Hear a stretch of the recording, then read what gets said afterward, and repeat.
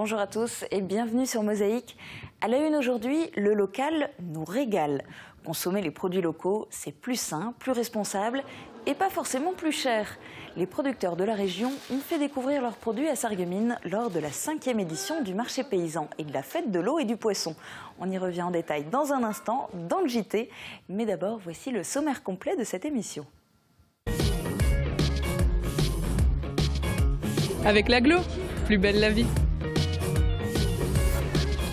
Au programme aujourd'hui sur Mosaïque, vous verrez que des lycéens sarregueminois ont découvert les clés d'un apprentissage en allemand au salon d'insertion de Pirmasens. Vous ferez la connaissance de Sergio et Alejandro qui sont venus du Mexique pour étudier la logistique à Sarreguemines. Perte de vitesse pour les emplois d'avenir dans le secteur, le dispositif cherche un second souffle. Visite d'entreprise dans les coulisses de la chaîne d'assemblage des colonnes de direction produites par ThyssenKrupp à Florange. Le marché paysan a attiré une foule de gourmands à Sarreguemines curieux de découvrir des produits des agriculteurs de la région. Petite histoire à la boussole, comme un petit problème d'orientation à Visvillers, son église a changé de direction. C'est de saison et ses tendances, Louis Lampert est un maître en ce qui concerne la cueillette des champignons.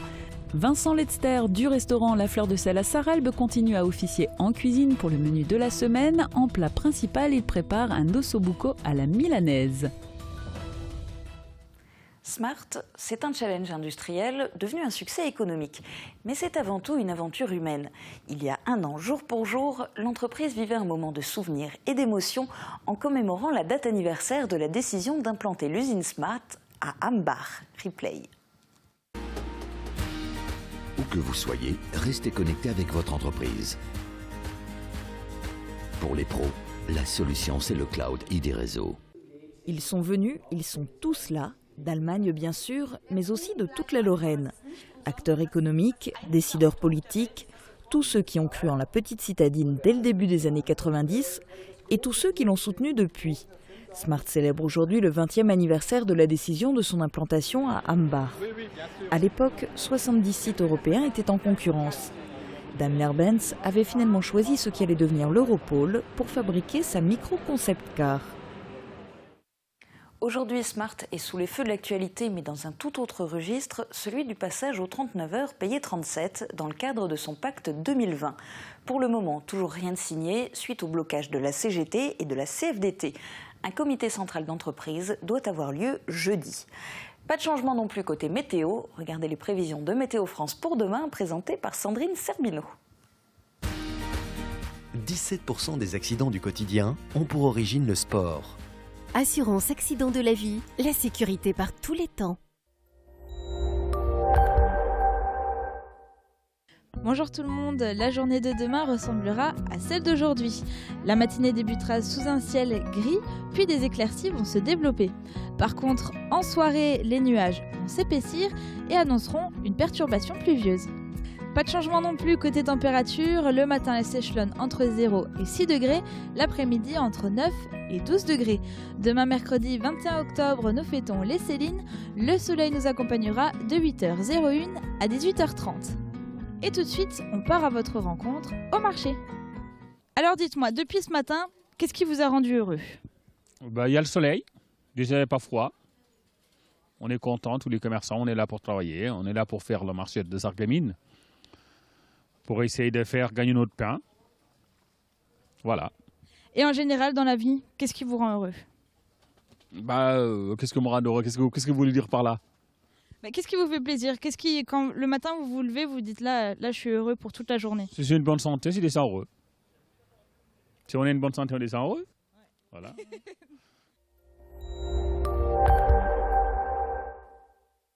Je parraine un ami et tout le monde y gagne. Mon filleul, ma banque et moi. Au Crédit Mutuel, un client satisfait rayonne. Tour d'horizon des titres à la une du Républicain Lorrain. Aujourd'hui, en page régionale, la mort du petit Lucas plonge Jeuf dans l'effroi. L'enfant de 7 ans est décédé des suites de ses blessures. Jeudi dernier, il avait été poignardé à 7 reprises par l'un de ses voisins. En page locale, le Super U de Rothenbach voit plus grand. Le directeur planche sur l'implantation de cellules commerciales. Une station de lavage devrait aussi être construite à partir du mois de mars. Dans l'édition de Forbach, la société forbachoise Schaeffer Industrie, en liquidation pourrait être sauvé in extremis grâce à une offre de reprise issue d'investisseurs allemands et canadiens. Le tribunal de commerce se prononcera sur ce dossier le 27 octobre. L'actu du secteur en images, voici le JT de Mosaïque.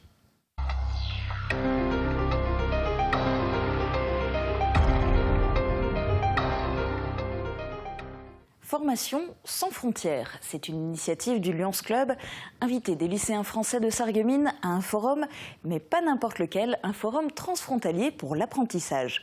En Allemagne, il y a quelques jours, c'était la 8e édition de ce forum et ça s'est passé à Pirmasens. Reportage de Jean Birkel et Xavier Descamps. Étudier dans une école en France, mais se former et travailler en Allemagne. C'est tout à fait possible et même encouragé par nos voisins allemands. 160 lycéens de Sarreguemines ont pu s'en rendre compte récemment lors du forum transfrontalier pour l'insertion et l'apprentissage qui s'est tenu à Pirmasens. Monteurs fraiseurs, personnel administratif ou même aide à la personne, les entreprises allemandes veulent séduire les jeunes Français pour leur offrir une formation au sein de leur entreprise, une formation qui, selon le modèle allemand, est très aboutie. Je sais qu'en Allemagne, c'est vrai, on les forme. Alors vraiment, pendant les 3 ans, ils font presque tout au sein de l'entreprise. Ils sont accompagnés très étroitement et ils apprennent beaucoup. Ça, c'est vrai. Et le niveau, après 3 ans d'apprentissage en alternance, est très élevé. Et des fois, ça correspond au BTS ou même plus en France. On dit souvent qu'en France, on délivre un diplôme, alors qu'en Allemagne, on forme un métier. La Rhénanie et la Sarre ne comptent que 5 à 7% de chômage, mais font face aujourd'hui à un vieillissement des salariés et à une baisse démographique. Il faut donc renouveler et les entreprises allemandes veulent recruter dans le vivier scolaire français car elles en ont besoin. 2 conditions sont à remplir, avoir un diplôme et de bonnes notions de langue. Beaucoup de professions, il est obligé de parler un bon allemand, c'est-à-dire d'avoir une possibilité de pouvoir comprendre, de pouvoir écrire, de pouvoir lire.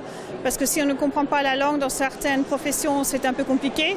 Un médecin qui veut travailler en Allemagne, qui ne parle pas un mot d'allemand, ça va être très compliqué. Le travail frontalier est une vraie chance pour les jeunes au sortir de l'école, car les employeurs allemands comptent beaucoup d'échanges commerciaux avec les pays francophones.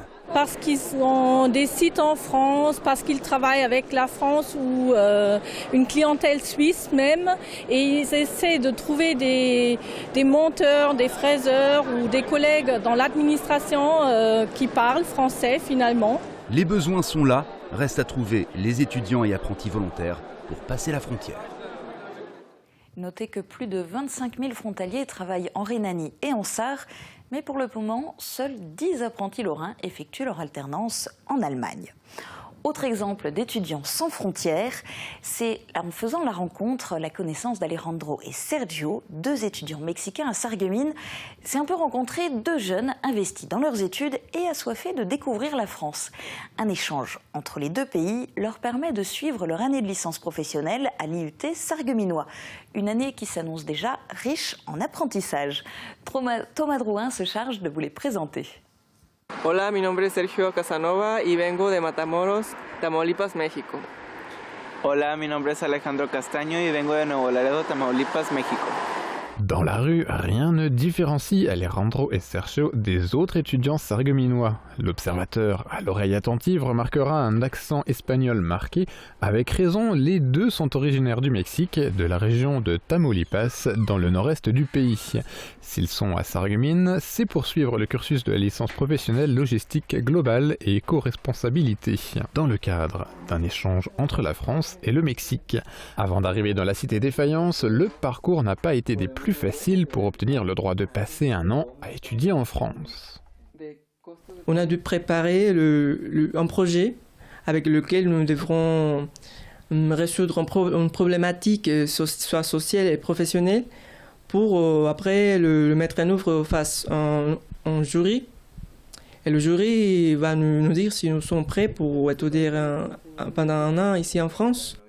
S'ils avaient déjà appris un peu le français, c'est surtout lors d'un séjour à Besançon qu'ils ont pu se perfectionner dans le maniement de la langue. Avant d'effectuer leur rentrée à l'IUT sarregueminois, sur place, l'équipe pédagogique a aussi su faciliter leur arrivée.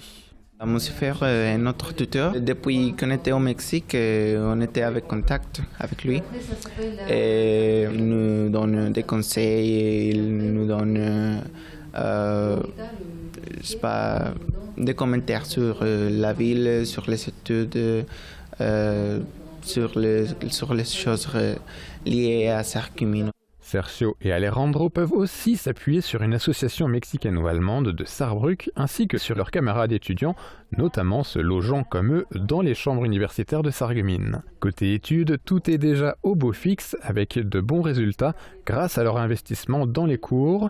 Côté vie personnelle, l'éloignement de leur famille ne trouble pas leur intégration, le climat non plus. Tous deux attendent l'arrivée de l'hiver et espèrent pouvoir profiter d'une neige assez rare dans leur région d'origine. Après 2 années avec des objectifs atteints, le dispositif des emplois d'avenir est en perte de vitesse. Les différents acteurs qui y prennent part se mobilisent donc pour relancer le nombre de signatures de contrats aidés de ce type.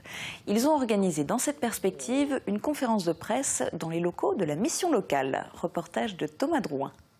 On constate un léger essoufflement du dispositif qui a sur le bassin de Sarreguemines Beach très bien fonctionné.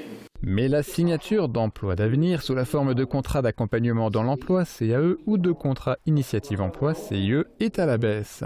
Depuis le début de l'année, seuls 32 emplois d'avenir ont été créés, un chiffre faible comparé aux 79 de 2013 et 81 de 2014. Une situation qui a poussé à la mobilisation tous les acteurs parties prenantes dans ce dispositif visant à faciliter l'insertion professionnelle et la qualification des jeunes sans emploi, peu ou pas qualifiés. En Alsace-Moselle, un emploi d'avenir dans le secteur non marchand permet de recevoir une aide à hauteur de 75% du salaire. Cotisation sociale prise en compte pour un emploi payé au SMIC, l'employeur n'a à sa charge que 560,85 € par mois. Sur l'arrondissement de Sarreguemines, c'est surtout dans le secteur de Beach que des emplois d'avenir ont été créés. Sarreguemines et ses alentours est en retrait, ce qui laisse entrevoir un réservoir potentiel pour ce type de contrat aidé d'une durée de 1, 2 ou 3 ans. Toutes les informations pour un employeur intéressé peuvent se trouver auprès de Pôle emploi ou de la mission locale. Et direction maintenant Florange pour une visite guidée d'usine proposée dans le magazine Une semaine en Lorraine qui est réalisée par les chaînes de télévision locales de votre région.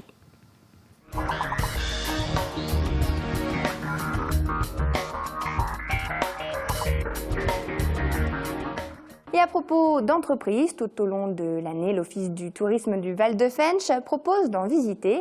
Exemple aujourd'hui avec la découverte de l'entreprise ThyssenKrupp, spécialisée dans l'industrie automobile. Une visite des lignes d'assemblage automatisées de l'usine qui permet aux visiteurs de découvrir les secrets de fabrication de colonnes de direction. Quel est l'intérêt d'une telle opération? Réponse avec Mirabel TV. En file indienne, dans les couloirs de sécurité, ces visiteurs découvrent les lignes d'assemblage de l'entreprise ThyssenKrupp.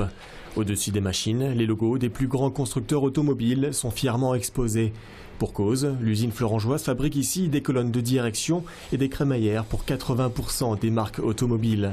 Un véhicule sur 7 à travers le monde est équipé avec une colonne de direction assemblée sur le site de Famec et Florange. Ce savoir-faire et cette technicité sont expliqués aujourd'hui aux curieux. Une visite rendue possible grâce à l'Office de tourisme du Val de Fensch. On a une réelle richesse sur le territoire. C'est vrai qu'on a principalement l'héritage du fer avec tout ce que ça comporte et toute la sidérurgie. Malgré la fermeture des hauts fourneaux d'Ayange, les usines sont toujours présentes. On va aller visiter ArcelorMittal très prochainement. On a visité ThyssenKrupp aujourd'hui. Enfin voilà, on a encore plein de choses à explorer. Le but aussi pour nous, c'est que les habitants du Val de Fensch soient les vrais ambassadeurs de leur territoire. Aujourd'hui, c'est un groupe d'étrangers récemment installés en France qui effectue la visite. Cette découverte s'inscrit dans le cadre de leur intégration, l'occasion de se familiariser avec le français. Sortir du côté papier-crayon, cours de français, grammaire, etc. pour un peu justement entendre le français, écouter un peu et essayer de comprendre le minimum de choses. C'est sûr qu'ils n'ont pas tout compris parce qu'ils sont un nouveau débutant, mais justement un peu habituer leur oreille au français, quoi, si vous voulez. Ce type de visite est plutôt habituel dans l'usine. Il y en a au moins une fois par mois. Des clients, mais aussi des étudiants et des habitants du Val de Fensch. Avec 1300 salariés, l'entreprise est un des acteurs majeurs dans la vallée. Et s'ouvrir au public, c'est bon pour l'image. C'est important pour nous de partager aussi ce qu'on fait. On est de culture métallurgique et les gens ne savent pas en fait. Donc là, on a ouvert nos portes, on le fait régulièrement. On aime montrer ce qu'on fait, on est bon dans ce qu'on fait. Et donc, il n'y a pas de raison de ne pas partager. 40 000 colonnes de direction et 2500 crémaillères sortent chaque jour des lignes d'assemblage. En 2014, ThyssenKrupp Presta France a réalisé un chiffre d'affaires de 623 millions d'euros. Elle fête ses 40 ans l'année prochaine. Et comme chaque semaine, vous pouvez regarder l'intégralité du magazine Une semaine en Lorraine sur notre site internet www.mosaïque.tv. Tout autre thème à présent, mangeons mieux, mangeons local. Ce pourrait être le slogan du marché paysan et de la fête de l'eau et du poisson. La 5e édition s'est déroulée à Sarreguemines ce week-end, organisée par le syndicat mixte de l'arrondissement de Sarreguemines et l'AMEM, l'association mosellane d'économie montagnarde. C'était l'occasion pour les consommateurs que nous sommes de découvrir ou redécouvrir des saveurs locales et d'échanger avec les paysans. Au cœur des discussions près des stands, la qualité de nos produits de région. Reportage de Marie-Lorraine Atamagnouk et Xavier Descamps. Le terroir à l'honneur pour cette nouvelle édition du marché paysan et de la fête de l'eau et du poisson. Des animations, des découvertes des saveurs locales et des dégustations ont rythmé toute cette journée de dimanche. Installés au bord de la Sarre, les producteurs et les artisans locaux ont fait découvrir au public leurs produits et leur savoir-faire.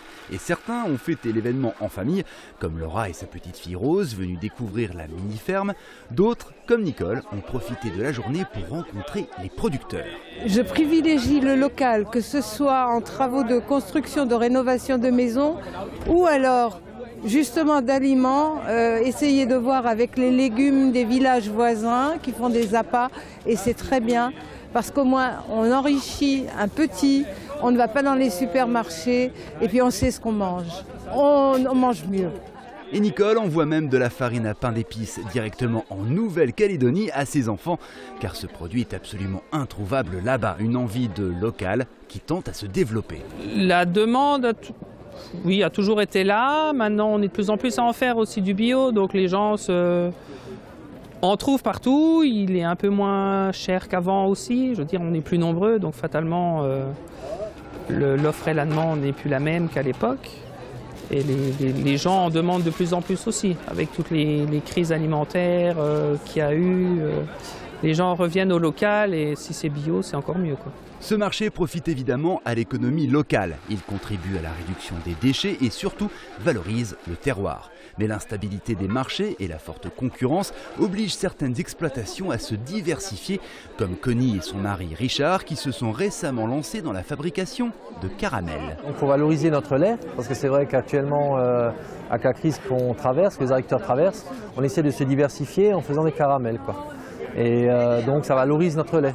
Donc notre caramel, on fait notre crème on fait notre beurre et on fait notre caramel avec. Diversifier sa production pour être plus compétitif, l'idée a en tout cas régalé le public. Et on reste au plus près de la nature. Raimund Maria Herzog a eu un coup de cœur pour la Lorraine. Il habite en France, à Hazembourg, mais travaille en Allemagne où il s'occupe de l'entretien des forêts de Kleinbittersdorf et de Zaltingbert avec 8 employés. Sa passion pour la forêt l'a conduit tout naturellement à l'embellir. Alors faites une pause, décompressez et laissez-vous surprendre par la forêt enchantée de Raimund. Un reportage signé Marianne Gabriel. Avec son chapeau orné d'une plume, il a tout l'allure d'un Robin des Bois. Diplômé d'une école supérieure des forêts, à la tête d'une entreprise de 8 salariés spécialisée dans l'entretien des forêts, Raimund Maria Herzog est un amoureux de la nature. Il enchante la forêt par des créations originales que l'on peut découvrir au hasard des promenades, un hymne à la lenteur. Mir ist aufgefallen im Wald, die Leute sind immer zu schnell. Les gens sont toujours trop vite dans la forêt. Avec la bicyclette ou faire du Jogging, mais pas regard à la nature. Und ich habe gedacht, je vais faire comme ça, et les gens font doucement, regardent, peut-être assez, und dass sie ein bisschen ruhiger werden. Das Holz habe ich hier gefunden. Für den Bogen, das habe ich da hinten gefunden. Was ich gerade da finde, das mache ich und das verbaue ich dann da.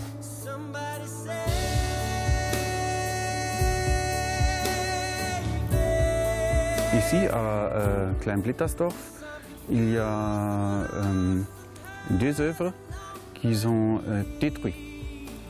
1er mai, il y a beaucoup de gens ici dans la forêt, et avec beaucoup d'alcool. Et c'est la nature des hommes. Les hommes construire et les hommes détruire. C'est la vie. Raimund habite en France à Hazembourg. Il travaille exclusivement en Allemagne, où ses œuvres ont été remarquées et appréciées. Il a obtenu en 2014 le premier prix d'un concours artistique organisé par la Norddeutschen Rundfunk et réunissant 360 participants pour son œuvre La Toupie. Il vient de signer un contrat avec une fondation culturelle pour la réalisation de 12 œuvres sur un sentier d'art naturel de 2 km au Bungsberg dans le Schleswig-Holstein, en Allemagne du Nord. Et vous pouvez suivre Raimund Herzog sur son site internet www.rm-herzog.de. C'est la fin de l'actu pour aujourd'hui. Dans un instant, petite histoire d'orientation à Wieswiller, tendance nature à la recherche de champignons et le plat principal de la semaine. Pour un déguisement d'enfer, Festivité à Sarreguemines. Pour Halloween, Festivité vous propose un grand choix de costumes, de décorations et d'accessoires indispensables. Festivité déguise aussi vos yeux avec des lentilles fantaisie. Festivité, zone commerciale de Sarreguemines, derrière Jouet Club. Festivité vous souhaite un terrible Halloween. Festivité, Festivité, des idées toutes faites.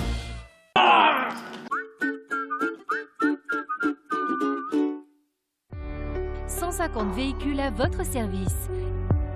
AVS. Notre métier, vous accompagner.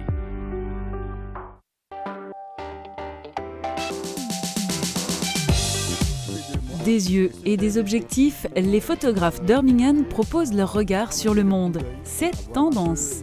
Qu'est-ce qui se passe? Comment on raconte une histoire? Et surtout, on est en concurrence avec tous les autres membres qui sont autour de la table. Donc c'est un vrai.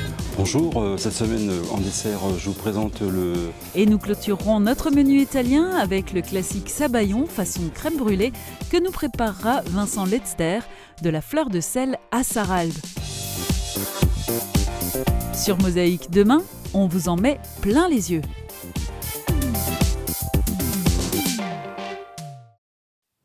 La petite histoire du jour s'intéresse une nouvelle fois à Wieswiller et plus particulièrement à son église. L'édifice est remarquable, notamment parce qu'il abrite des autels du XVIIIe siècle classés monuments historiques. Mais ce qui nous a intéressé, c'est plutôt l'histoire de sa construction.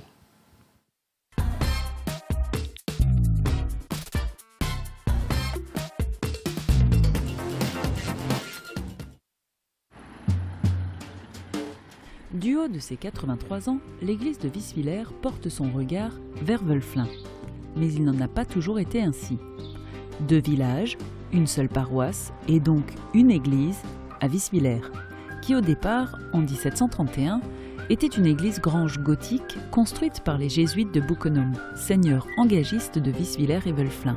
L'entrée se trouvait alors côté Vitrin, et plus exactement vers Buchenum, aujourd'hui Sarre-Union.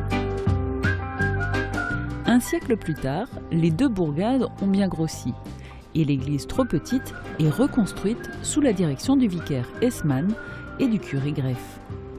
Elle retrouve aussi un vrai statut d'église paroissiale et donc l'entrée sous le clocher-porche est orientée côté Wölflin. Son panier a de quoi faire envie à tous les amateurs de champignons, des rosés, des bolets, des russules, des lactaires, des coulmelles, etc. Louis Lampère arrive en moins d'1 heure à obtenir une cueillette riche et diversifiée, tout en éclairant les personnes qui l'accompagnent grâce à ses connaissances de mycologue. Guillaume Dumonteil a pu s'en rendre compte. Avec Firch Menuiserie, votre maison devient tendance.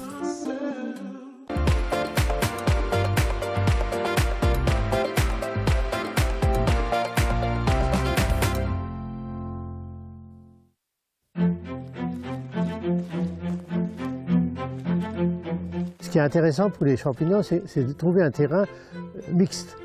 Mixte, c'est-à-dire sableux, parce que les cèpes, par exemple, ont besoin de sable, tous les autres bolets ont besoin de sable et de sol acide, et d'autres n'ont pas besoin de ça. Donc, ils cherchent ces bonnes places entre les deux.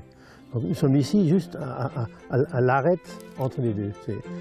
c'est une bonne place, et ensuite exposé à l'est. Là, il pourrait y en avoir, parce qu'il y a des petits hêtres qui poussent, un peu de mousse, il y a un peu de lumière qui rentre, alors on arrive à un biotope, comme on dit, favorable. S'il pleut, en forêt, ça n'agit qu'une semaine plus tard. Parce que les arbres, quand il pleut, les arbres absorbent déjà plein d'eau. Et les champignons de forêt, ils réagissent plus tard, ils réagissent plus doucement à l'humidité. Donc ce qui pleut aujourd'hui, hier soir, samedi, ce sera bon, et dimanche, en forêt. Alors que dans les prés, ça réagit, 2 jours après, c'est bon, ça pousse.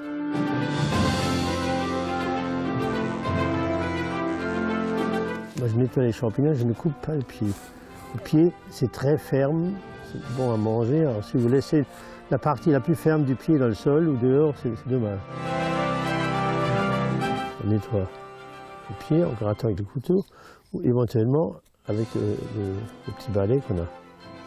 Comme ça, on a un champignon qui est propre dans le panier. On n'aura plus besoin de le nettoyer en rentrant. C'est une amanite phalloïde qu'on a fini par trouver. C'est réellement des champignons toxiques, mortels. Bon. On peut résister, mais c'est difficile. Tout ce qui ressemble à ça, il ne faut pas le ramasser en forêt. Et bien sûr, il ne faut pas non plus les cuisiner. On passe justement à la recette du jour. C'est une semaine en Italie que vous propose Vincent Letzer du restaurant La Fleur de Sel à Saralbe.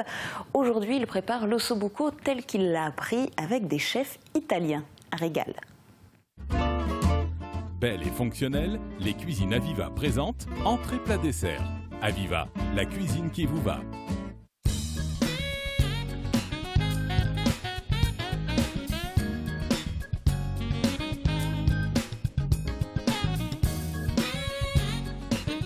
Bonjour, bienvenue à la Fleur de Sel à Saralbe. Aujourd'hui, je vous présente l'ossobuco à la milanaise, à ma façon.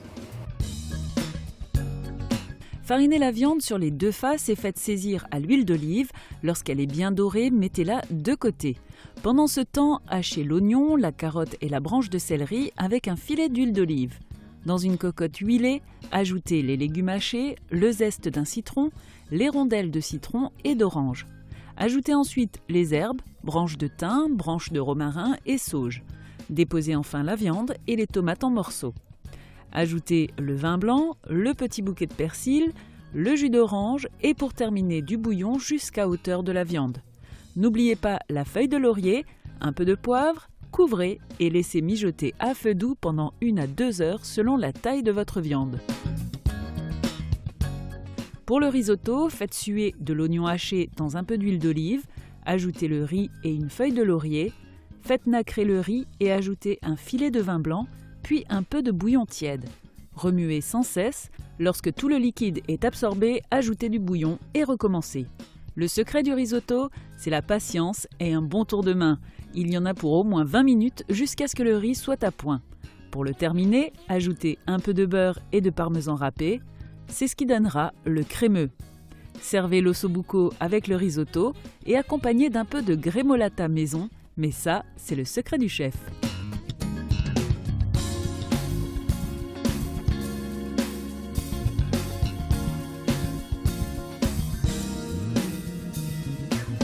Maintenant, si c'est trop difficile à faire à la maison ou trop long, venez le déguster à Saralbe, à la Fleur de Sel. Merci et bon appétit.